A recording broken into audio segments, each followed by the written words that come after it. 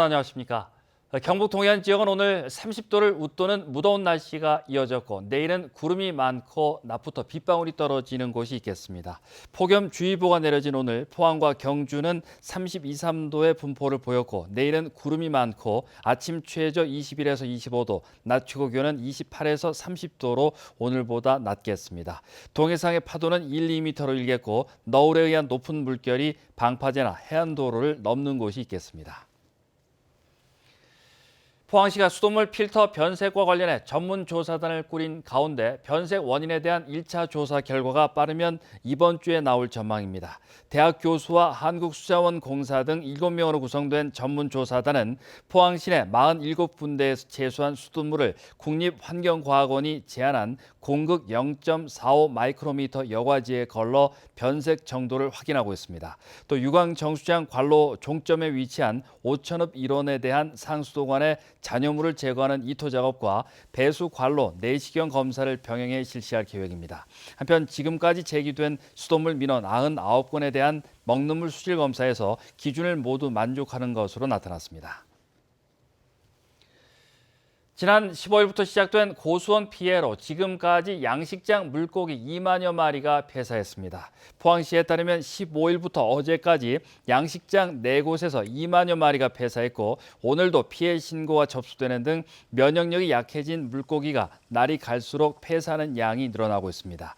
포항시는 양식장 시설 현대화 사업으로 저층 해수를 끌어들여 평소 수온이 16도에서 17도를 유지하고 있었지만 지난 15일 10호 태풍 크로사 영향으로 고온의 표층수와 저층수가 뒤섞여 수온이 급격히 상승해 피해가 난 것으로 보고 있습니다. 경주시는 일본 수출 규제와 화이트리스트 제외 조치로 어려움을 겪고 있는 지역기업 지원을 확대합니다. 지원 내용은 피해가 입증된 업체를 대상으로 중소기업 운전자금을 5억 원까지 확대하고 지원 기간도 연장합니다. 또 수출 규제 품목 생산시설 투자 기업과 수출 규제 대응 개발 기술 사업화 기업 등에 5억 원까지 지원하고 매출액 20% 이상 감소한 기업체에 중소기업 경영 안정 자금을 특별 지원합니다.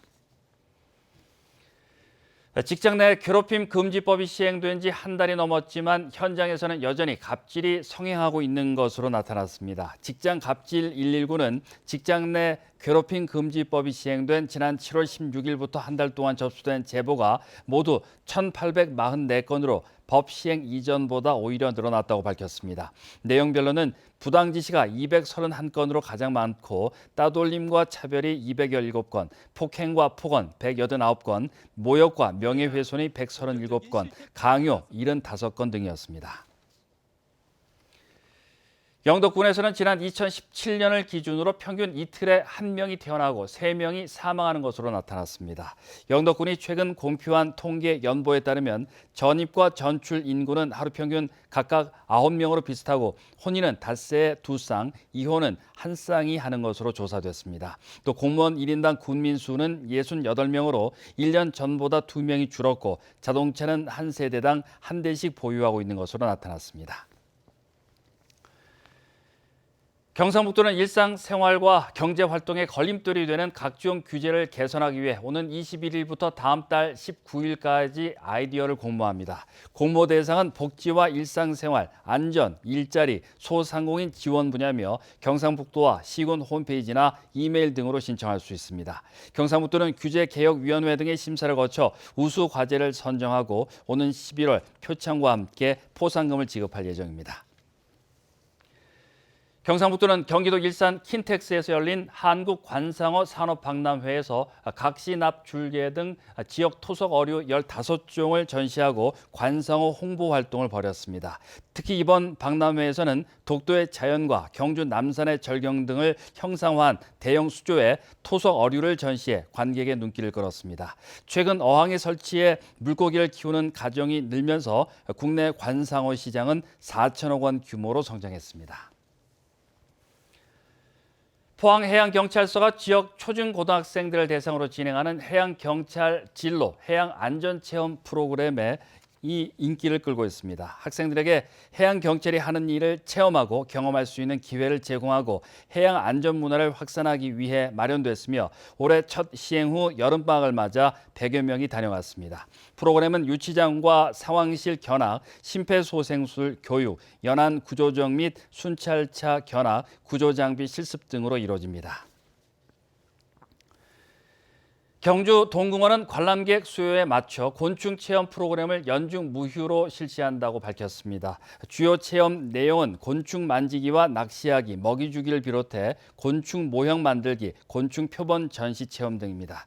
동궁원은 현재 곤충 부화장에서 왕사슴벌레와 장수풍뎅이 등 3만여 마리를 부화시키고 있고 곤충 생태 전시관에는 12종을 전시하고 있으며 30종으로 확대할 예정입니다.